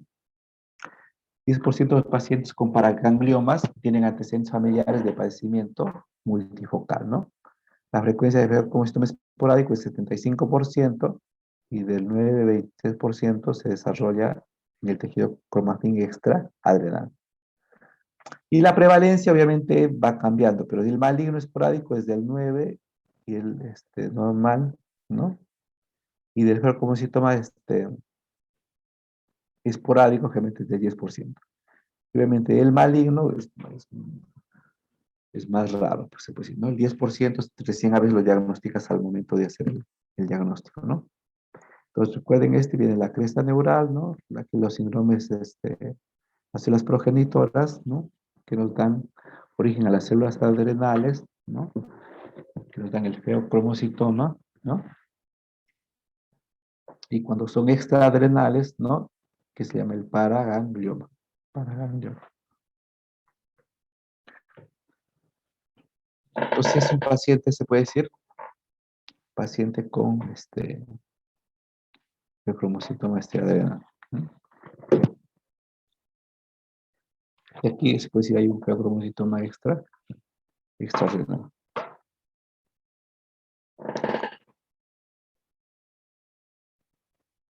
O sea, aquí, cuando ves adrenal, cuando está rojito, se acaba acá, es feocromocitoma. Y cuando ya está fuera en cualquier parte se puede decir, de la superficie, fuera de la glándula adrenal, hablas de extraadrenal.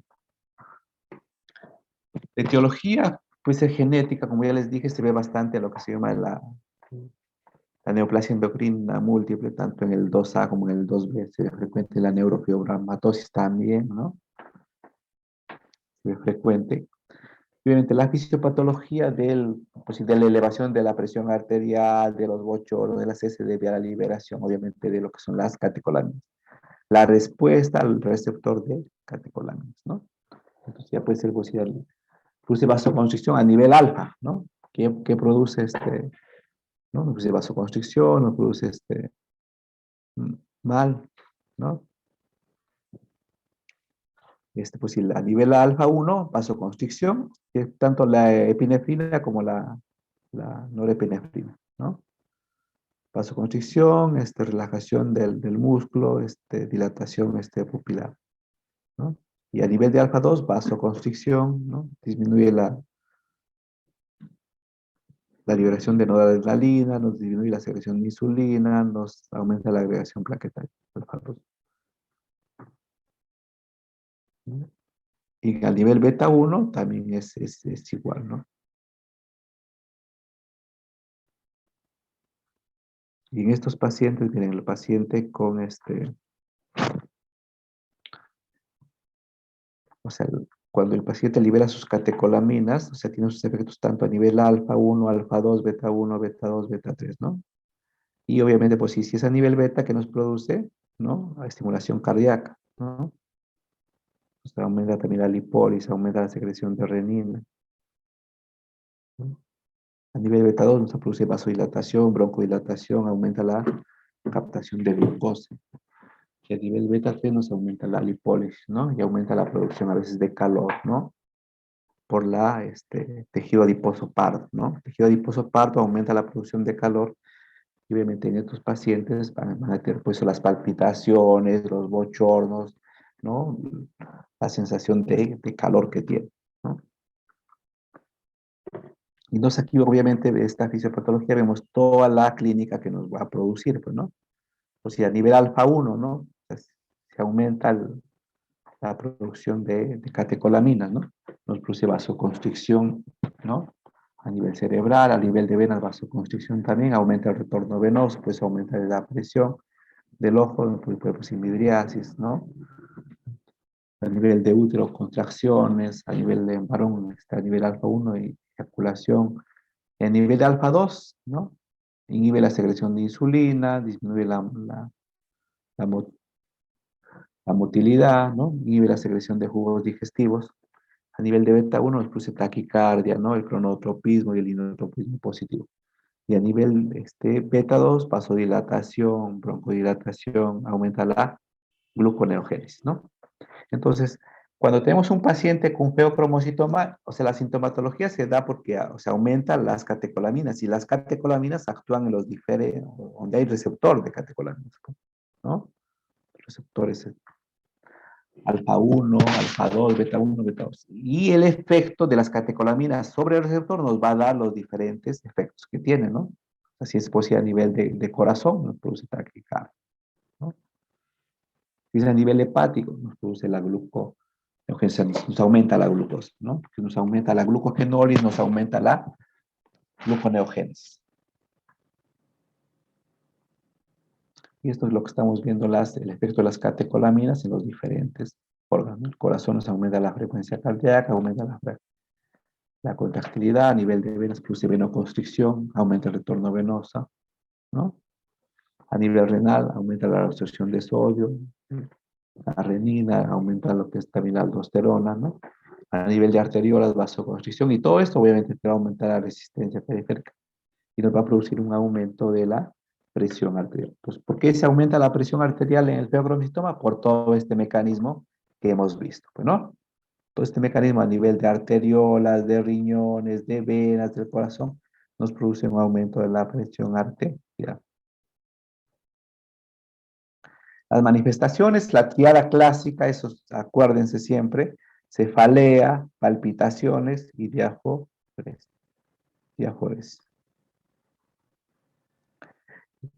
Pues ya vimos la triada clásica, realmente lo ves en el 90, tiene una sensibilidad del 90.9% y una especificidad del 93%, o sea, es alto. O sea, si ustedes encuentran esa triada clásica, lo más probable es que tengan ya un feocromocitoma, ¿no? Tengan un feocromocitoma, ¿no? La hipertensión arterial, miren, es persistente, 50%, paroxística 30%, y a veces también lo encuentras al paciente normotenso. Hacen picos, ¿no? Hay lo que se llama el feocromocitoma, se puede decir, esporádicos, que pues no haces nada, te tomamos la prueba, está normal. Y periodos donde ahí desencadenas toda la clínica, se puede decir, ¿no? Esta regla de los 10, pues, es antigua, pero cada vez se está quedando, se puede decir, más, ya, más obsoleta, porque con las nuevas técnicas se diagnostica más fácilmente. Pero más antes se decía que 10% eran extrarrenales, 10% se daba en niños, 10% eran múltiples, 10% recibía tras la cirugía, ¿no? 10% eran malignos, 10% familiares y 10% son descubiertos como hidroencefaloma. Yo creo que esto de acá, este 10% actualmente ya cambió, pues, ¿no? Porque te hacen una ecografía, te hacen una resonancia, te hacen, ¿no?, una tomografía y eso ya casi, eso ya cambió.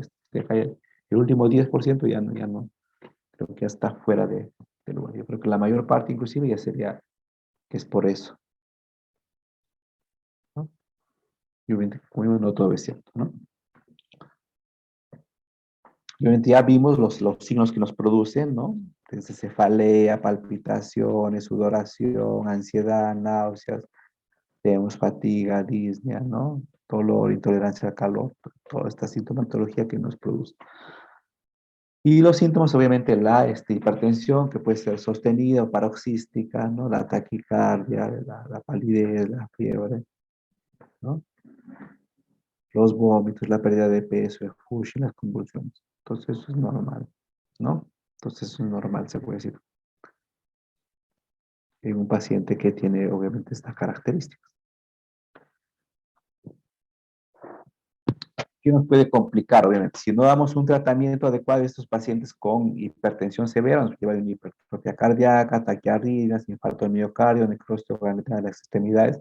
Si está muy alto los niveles de catecolaminas, te produce necrosis distal, o sea, produce vasoconstricción, ya vimos, ¿no? Disección aórtica, encefalopatía hipertensiva, accidente cerebrovascular, falla renal y una isquemia. Nos puede producir también una isquemia a nivel intestinal, ¿no? Una retinopatía hipertensiva. O sea, muchas complicaciones puede pasar, ¿no?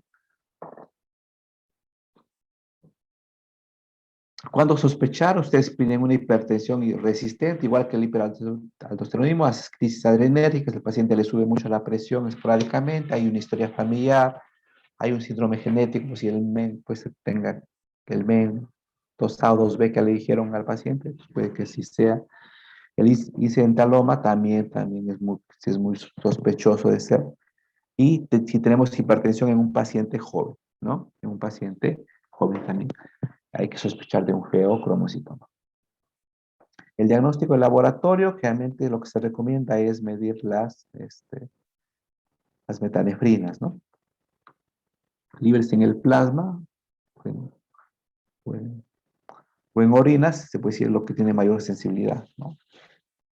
Y si encontramos un valor sobre 4 veces, ¿no? Y es más probable que sí sea, ¿no? Que sí sea muy, muy sugestivo de tener esta, este tumor.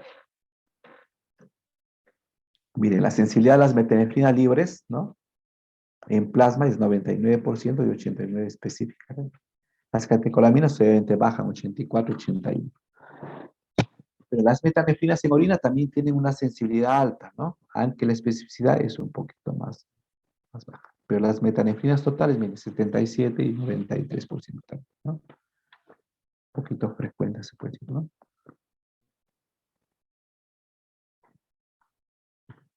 Entonces, obviamente, para ir terminando ya, si tenemos un paciente con los valores de metanefrinas elevados, más de 4 veces, ¿no? A veces repites la prueba, ¿no? O suspender medicamentos que interfieran con el dosaje de metanefrina, ¿no? Discontinuar los fármacos, que debe ser por lo menos a un tiempo de 4 veces su vida media, ¿no? Del agente agresor, o sea, en este caso del medicamento, ¿no? Por decir la levodopa, ¿no?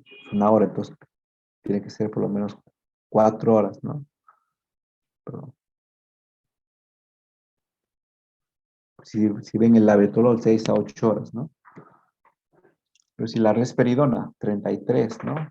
Tienes que suspenderlo por lo menos una semana antes de hacer esta prueba, ¿no? La metildopa, 1 hora y media.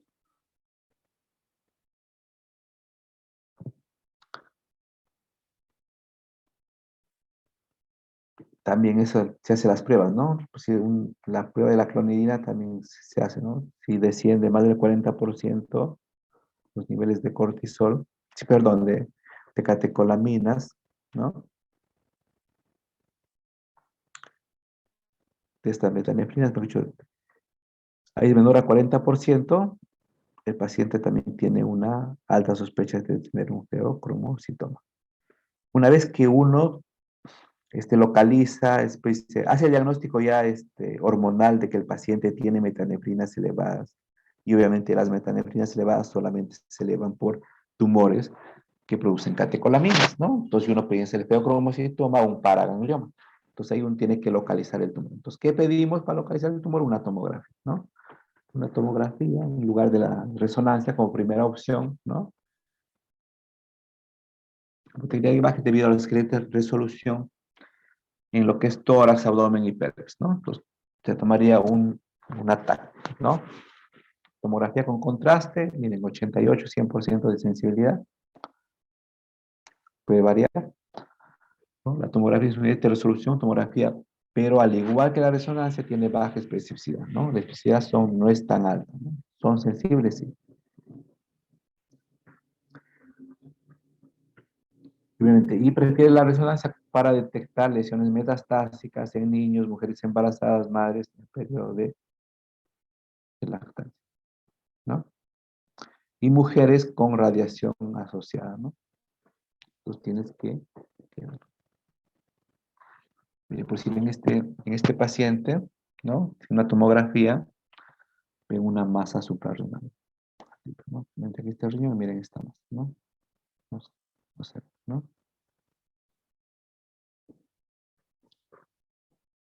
Cambia aquí en el otro, miren, acá está la masa, ¿no? Es el riñón, acá está, este es el hígado, está ahí. Vaso también está un poquito. Y obviamente en los pacientes, sabes que no se puede localizar fácilmente el tumor, se sugiere el uso del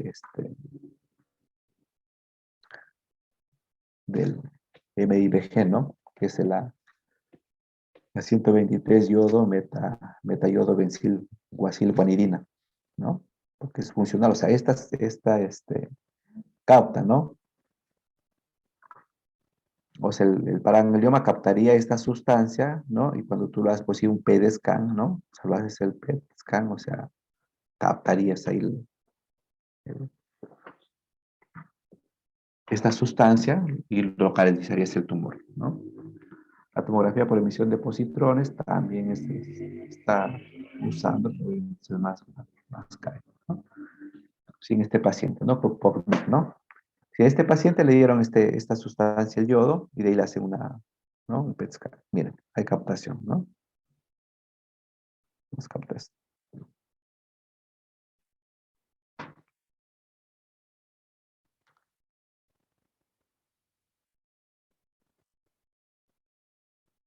¿No? El MIG está compuesto, por cierto, parecido a la noradrenalina y es captada por el tejido adrenal, ¿no? Sin embargo, no tiene apenas afinidad por los receptores adrenales, ¿no? Entonces, las imágenes generalmente de masas suprarrenales, generalmente un adenoma cortical menor a 3, ¿no? Sospechas un adenoma, un carcinoma cortical cuando es generalmente mayor a 4, el feocromocitoma generalmente cuando es mayor a 3 y la metástasis generalmente son variables, ¿no? Todos los fenotipos homogéneos, ¿no? O sea, cuando tú tomas una tomografía, tú puedes ver, ¿no? Las unidades Hounsfield, ¿no? Tú sospechas un adenoma, si es pequeño y si este es menor de 10, ¿no? Y el lavado es mayor al 50%, tú dices un adenoma. Es un carcinoma, obviamente, si las unidades son mayor a 10 y el lavado es menor a 50. Y pues en el feocromocitoma generalmente son mayores a 10 unidades Hounsfield y el lavado generalmente es menor. Sé lo que lo diferencia entre el feocromocitoma y el adenoma, ¿no? El lavado es bajo y aquí arriba está alto. El tratamiento de elección del feocromocitoma, ¿cuál es? La cirugía, no hay, ¿no? El tratamiento del paciente que a uno lo diagnostica, lo localiza, pues y en este caso del paciente, ¿no? O sea, tú localizas ya, pues ahí la tumoración, ¿no? Pues eso, tú lo manda al urólogo para que él lo haga la cirugía, ¿no? Tú haces la cirugía, ¿sí? El pronóstico va a variar, ¿no? O sea, si haces una cirugía, se puede decir, sacas todo el tumor, realmente va súper, súper, súper bien, ¿no? Pero el problema aquí, más que todo con estos pacientes, es cómo prepararlo para la cirugía, ¿no? Pacientes con fiebre bromoesma hay que tener una preparación especial, ¿no? El paciente puede estar tranquilo, entra a sala y, ¿no? Y haces una crisis, se puede decir, hipertensiva, severas, ¿no? El paciente pues, puede fallecer, puede haber un infarto ahí, media operación, ¿no? Entonces hay que preparar. Antes de ir a cirugía se debe preparar, ¿no? El objetivo del tratamiento para preparar consiste en controlar la hipertensión y aumentar el volumen circulante, ¿no? Preparación para la cirugía, generalmente das bloqueadores alfas, ¿no? Pues si la fenoxibenzamina, 10 miligramos cada 12 horas, la doxacina también.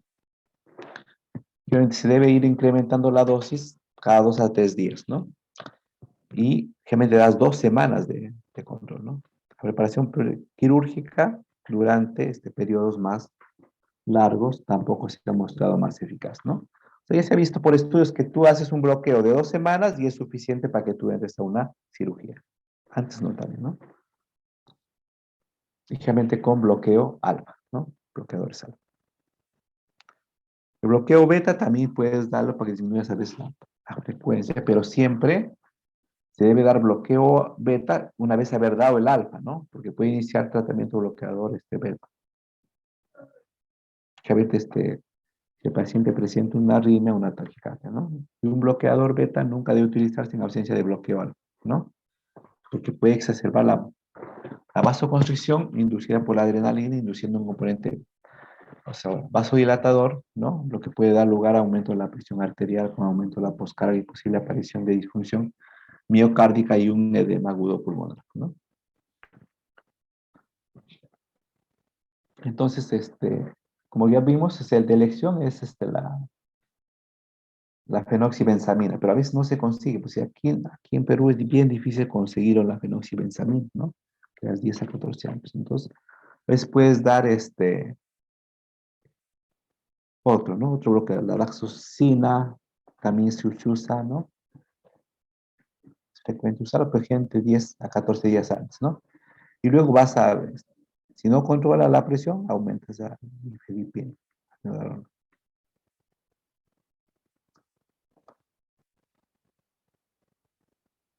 Esas son las 3 posibilidades que dan, ¿no? Propanolol o atenolol, ¿no? Y luego después, pero siempre primero hay que dar la preparación, ¿no? La preparación. O sea, si no consigues bloquear bien y no controlar la presión, vas agregando, ¿no? Agregas difedipino, valodipino, agregas propanolol, atenolol, hasta que la controles bien, ¿no? Entonces, ante la posibilidad, si tienes una sospecha, tú tienes que interrumpir los fármacos, ¿no? Y vas, de preferencia las metanefrinas y las catecolaminas, ¿no? Obviamente, si eso te sale elevado más de 2 veces o más de 4 veces, ya tú haces una sospecha de que puede ser un tumor adrenal, ¿no?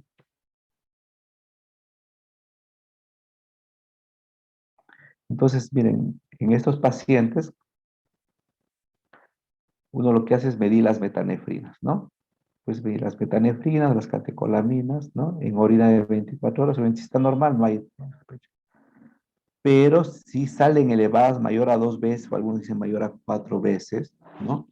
Entonces uno ya dice que este paciente tiene ¿no? Si está mayor de 2 veces, por encima de lo normal, ya tiene, ¿no? Ya no necesita hacer otros test, ¿no? A veces tienes que hacer el test de MENS en orina, ¿no? Y tienes que medir, si está mayor a 900 miligramos, este, microgramos, ¿no? O aquí mayor a 400 de metanefrina, mayor a 400 microgramos, ya tú dirías sospechoso de tener un feocromocitoma. Entonces ahí haces la localización del tumor, que normalmente haces la resonancia, ¿no? Si te sale negativa, tú haces el MIC de preferencia, ¿no? Eh, y sería todo, ¿no? Recuerden eso. Pero hoy día es nuestra última clase. Siempre cuando terminamos, vemos que el conocimiento, yo siempre lo digo, es el único bien que crece cuando más se comparte, ¿no? Entonces, esto poco que he podido compartir, que he podido compartir con ustedes, ¿no? Ustedes traten de sacarse, puede decir, el máximo provecho. ¿Ustedes tienen alguna pregunta?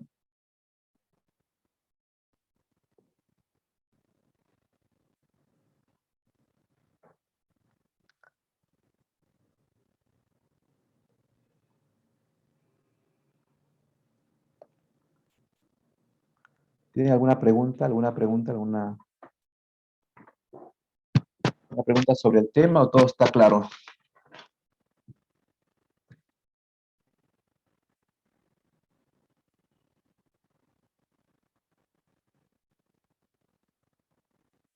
Hola.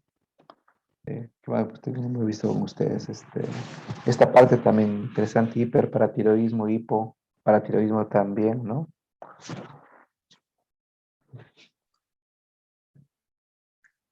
Y en esta parte también de la parte hormonal, más que todo, del hiperaldosteronismo y del feocromocito.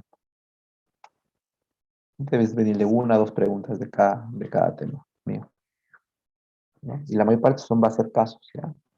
No les hago casos. Porque ponerles algo literal ahí de lo que está en el, en el PDF o en los slides no sería lo más conveniente. Ustedes hacen un pequeño nomás disquisición clínica, piensan, dice, esto es alto, esto es bajo, ¿no? Si es primario, esto es secundario, la tiroides, entonces ahí nomás, ¿no? Y en lo que es crisis, y las crisis hiperglicémicas, ¿no? Si es cetoacidosis, ¿no? Si es estado mixto, si está los dos, siempre acuérdense, o es un estado hiperosmolar si está uno solo, ¿no? En la hipoglicemia igual manera, que signos y síntomas están más frecuentes, ¿no? Entonces sería todo, ¿no? Pasar un poquito más. Es un tema largo, ¿no? Es un tema larguitos, pero espero que hayan aprendido algo, ¿no? Entonces, creo que hoy termina la rotación de endocrinología.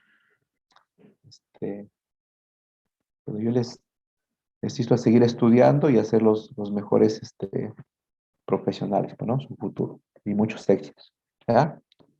Entonces, damos por terminada la sesión. No hay Gracias, preguntas. doctor.